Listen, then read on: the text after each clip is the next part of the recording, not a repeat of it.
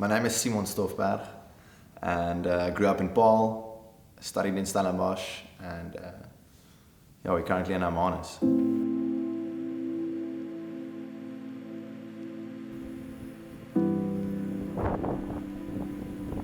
Growing up, I had intense ADHD, didn't excel in school, always felt that I was being suppressed as a kid.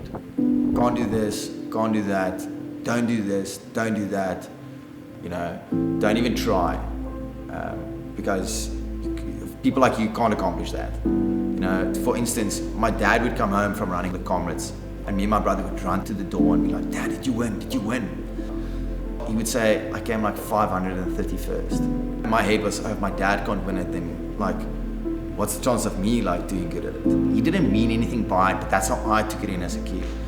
So from a young age, it was just in my head like, doing the impossible isn't possible. Doing good in races isn't possible for me as Simon Stofberg. Get a job, walk in line, and do the normal thing. And I think everyone has that in their life. A variety of things that made them the person that they are today.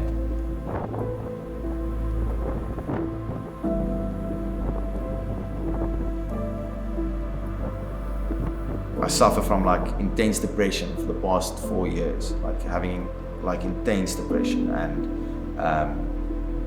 at times suffering from suicidal thought as well. Growing up, I always thought depression is just bullshit. I thought depression is just smile, just feel better. I was one of those people. Just go outside, get a better mood. Like you just want attention. And in 2019, I kind of realized, oh dude, like I'm eating healthy, I'm training, but I'm not feeling lucky inside. I don't feel good. I don't feel the happiness. I don't feel joy. The relationship I was in at the time was very suppressive of me as Simon. Just started running a lot.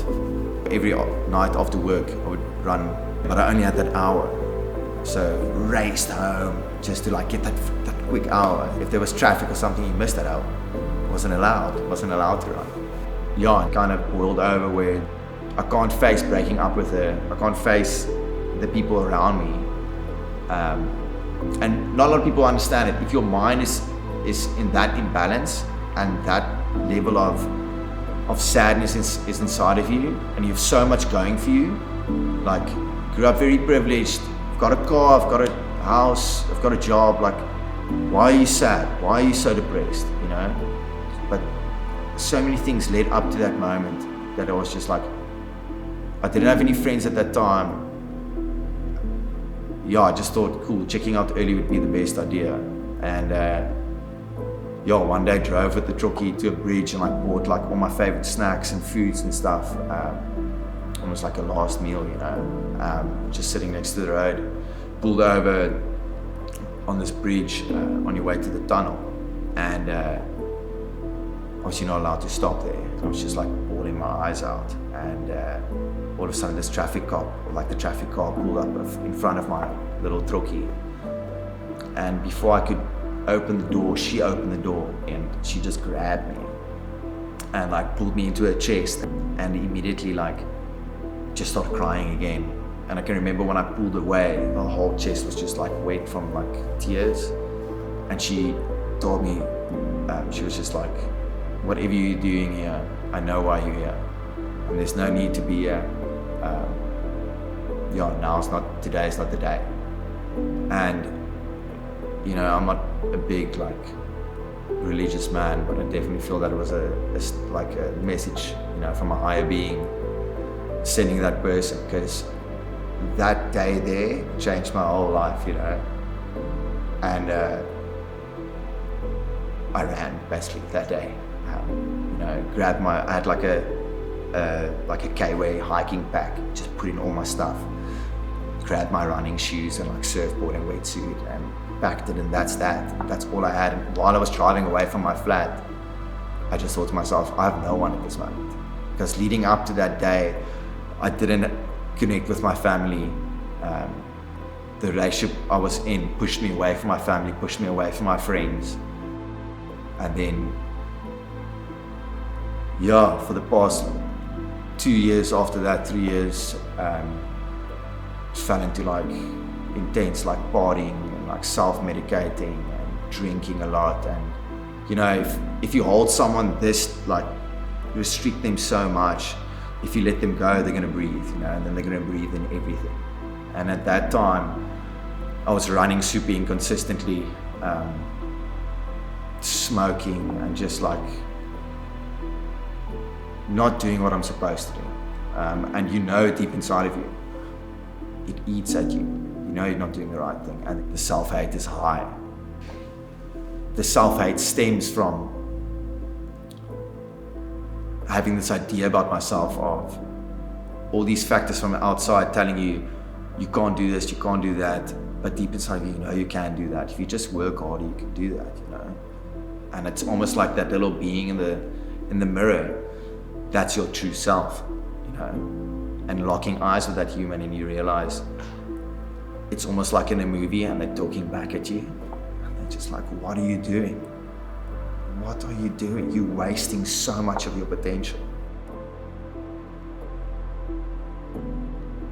After that, I stayed in wilderness on my own in a tent, like spent some time there, and I went on a hike there up to the river, and on the hike it just like dawned on me again, like, you're not on the right track. Okay, cool, you broke up with this person and you're like doing what you want now, but this is also not it.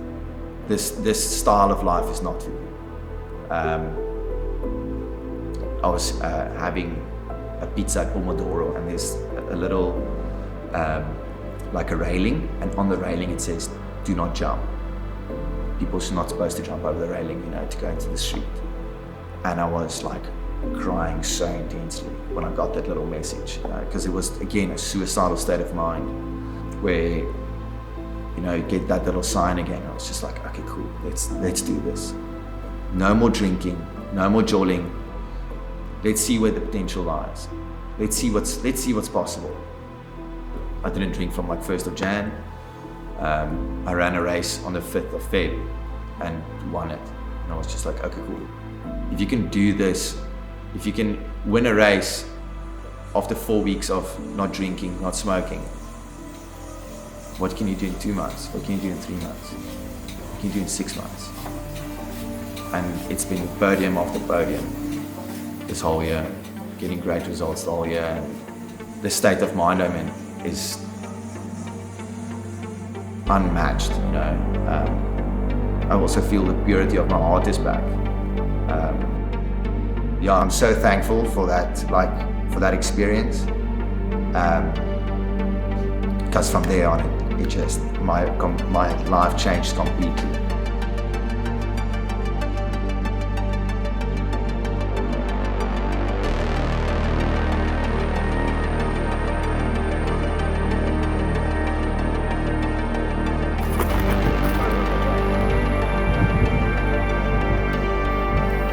While I'm running, I think about the weirdest things.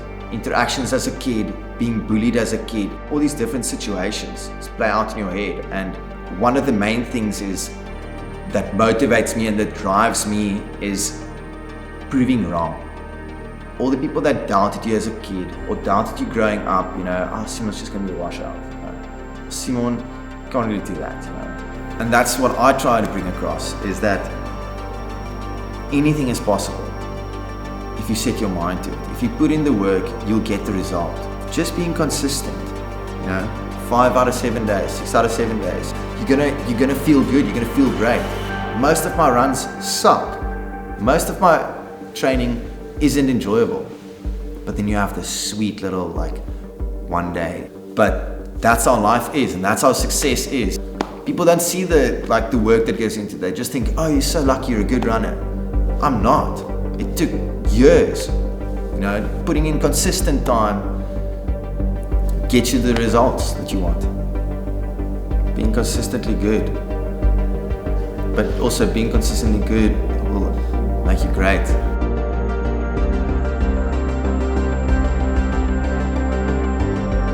People are afraid to take that step. They boxed into the norm of just stay in your spot, everything's gonna be okay, you know. Don't. Go push the boundary.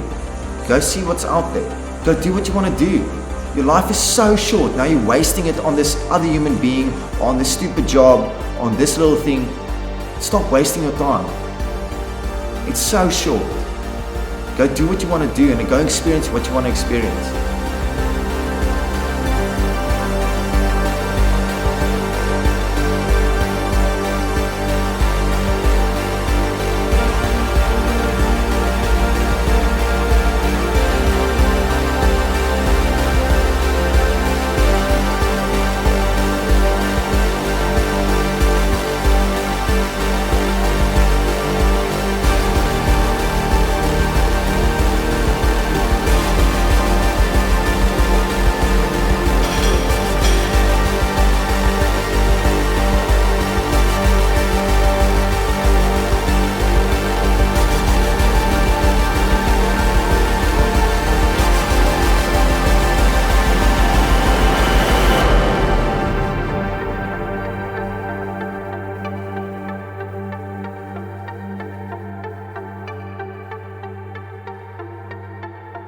I run for a variety of reasons, and can't really put my finger on it, but it's mostly to prove a point.